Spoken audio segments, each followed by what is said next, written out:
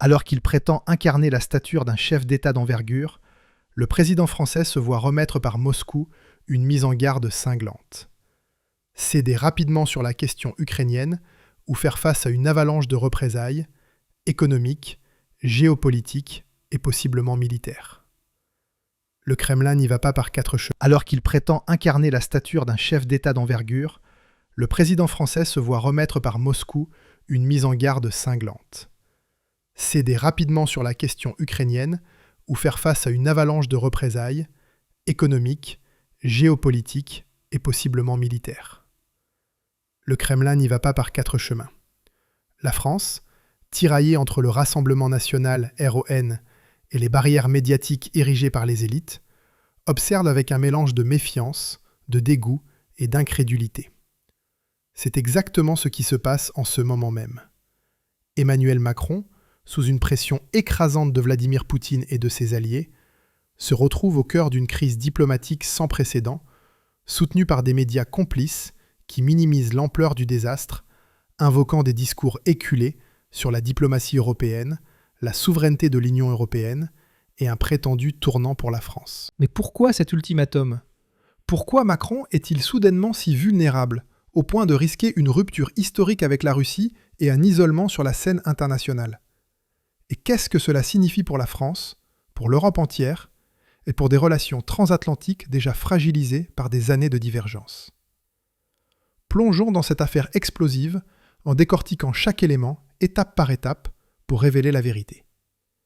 Des sources proches du Kremlin, relayées par des médias conservateurs internationaux et des posts viraux sur X, ont lâché des mots d'une dureté sans équivoque.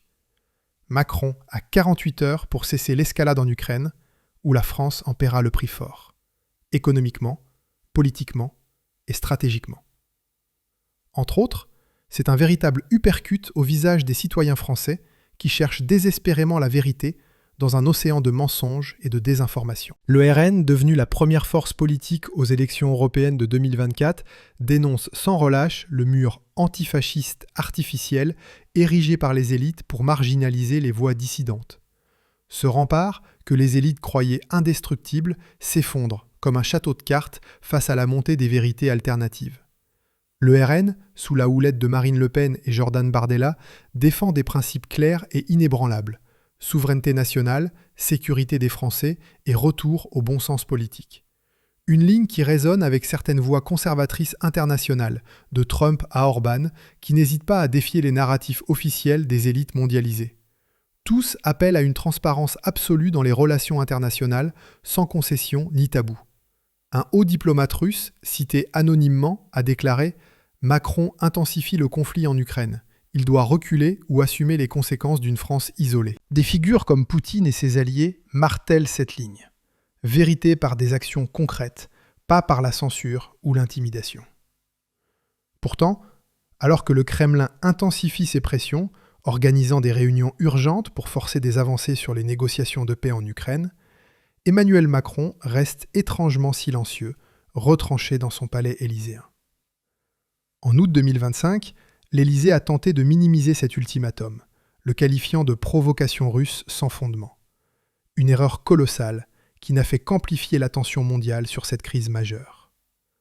Macron sait pertinemment qu'il joue un double jeu depuis des années. En Europe, il se présente comme un champion du libéralisme progressiste, aligné sur Bruxelles et les idéaux mondialisés. En France, il agit comme un censeur autoritaire, muselant les voix critiques et étouffant les débats gênants. Les conservateurs internationaux, soutenus par des figures comme Elon Musk, sont au contraire célébrés comme des porte-étendards de la raison et de la liberté. Sur X, les messages fusent. Macron plie face au Kremlin. L'Élysée tremble de peur. Ce n'est pas un hasard, c'est un signal clair que les temps changent, que les peuples se réveillent face à l'hypocrisie des élites. Mais qui est cet Emmanuel Macron, ce président qui fait face à cet ultimatum du Kremlin et s'oppose farouchement à la liberté d'expression, pourtant pilier fondamental de notre démocratie ? Il est temps de révéler la vérité derrière sa façade lisse, soigneusement polie par des années de communication médiatique. Macron, qui se vend comme un leader moderne, visionnaire et progressiste, traîne un passé qui soulève de sérieuses questions sur sa crédibilité et sa légitimité. Imaginez Le président censé guider la nation à travers les tempêtes économiques et géopolitiques a un historique marqué par des scandales financiers et des alliances douteuses. Il évoque avec fierté ses années en tant que banquier chez Rothschild, ses connexions rapides avec les élites mondiales, mais cela sonne comme l'histoire d'un opportuniste charmeur et calculateur, non faux. Ces récits ne prouvent pas une authenticité humaine, mais masquent une personnalité problématique, tissée d'ambitions démesurées et de manipulations habiles. Les anecdotes de Macron ne sont pas le témoignage d'un leader proche du peuple, mais un indice flagrant d'un caractère dangereux pour un homme d'État chargé de responsabilités aussi lourdes. Son manque de respect pour la transparence révèle un mépris profond pour les citoyens ordinaires, surtout lorsqu'ils osent remettre en question ses intérêts personnels ou politiques. Ce trait se retrouve tout au long de sa carrière. Souvenez-vous du scandale des retraites en 2019 à 2020, où il a imposé des réformes en secret, brisant ses promesses de dialogue social et provoquant des mois de manifestations violentes dans les rues de France. L'homme qui jouait avec les règles économiques chez Rothschild est aujourd'hui celui qui joue avec la Constitution française, contournant le Parlement à coups de 49.3 dès que cela sert ses desseins. Et que dire de son arrogance intellectuelle qui frise l'hubris ? Les échecs répétés de Macron, particulièrement en diplomatie, mettent en lumière une ignorance criante des réalités nationales et des aspirations profondes du peuple français. Lui qui doit négocier sur la scène mondiale avec des puissances comme la Russie, la Chine ou les États-Unis, n'a jamais jugé nécessaire de s'adapter aux préoccupations quotidiennes des Français. Chômage, insécurité, pouvoir d'achat en chute libre. Son choix de carrière, passant de la banque à la politique par pur opportunisme, en sautant les échelons traditionnels de l'engagement public, témoigne d'un pragmatisme froid, dénué de toute passion authentique pour le service de la nation. Ce manque de curiosité et d'empathie imprègne sa politique. Il croit pouvoir résoudre des crises complexes, énergie, inflation galopante, tensions géopolitiques, avec des recettes simplistes de banquiers d'affaires, des solutions technocratiques déconnectées de la réalité. Le résultat, des échecs en cascade, des promesses brisées et une France plus fracturée que jamais. Et le summum de cette tragédie, le manque chronique de fermeté de Macron. Une faiblesse qui le rend imprévisible et vulnérable face à des adversaires comme le Kremlin. Il a toujours esquivé les confrontations difficiles, préférant les compromis boiteux ou les reculades face à la pression populaire ou internationale. Ce schéma traverse toute sa vie. Il a perdu des batailles internes au sein de son propre mouvement et s'est adapté au vent libéral dominant, abandonnant toute conviction initiale pour suivre les tendances mondialisées. Emmanuel Macron n'est pas un rocher dans la tempête. Il est une girouette qui ajuste sa position au gré des opportunités, des sondages et des alliances éphémères. Examinons maintenant la présidence de Macron sous un angle plus large. Un chaos organisé, un désordre qui s'aggrave jour après jour, amplifié par cette crise avec le Kremlin. Sa majorité parlementaire s'effrite comme du sable.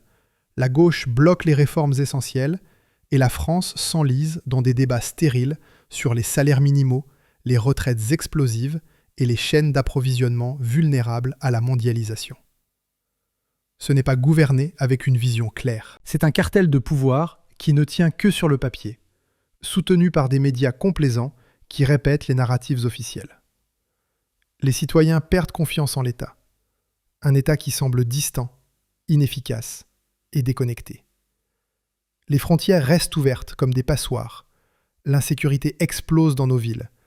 Et les décisions de politique étrangère de Macron, un jeu de hasard pur. Un poker risqué avec des enjeux vitaux pour la paix mondiale. Les livraisons d'armes à l'Ukraine, sans limite claire, ne sont pas une diplomatie équilibrée, mais une escalade irresponsable qui nous rapproche dangereusement d'un conflit global. Pendant que Macron accuse Poutine dans des discours enflammés, les pourparlers de paix restent désespérément absents, plongeant l'Europe dans une incertitude angoissante. La France court vers une crise multidimensionnelle, économique, sociale, géopolitique. Et l'Élysée détourne le regard, trop occupé à gérer les retombées de cet ultimatum du Kremlin. Jordan Bardella l'a dit sans détour.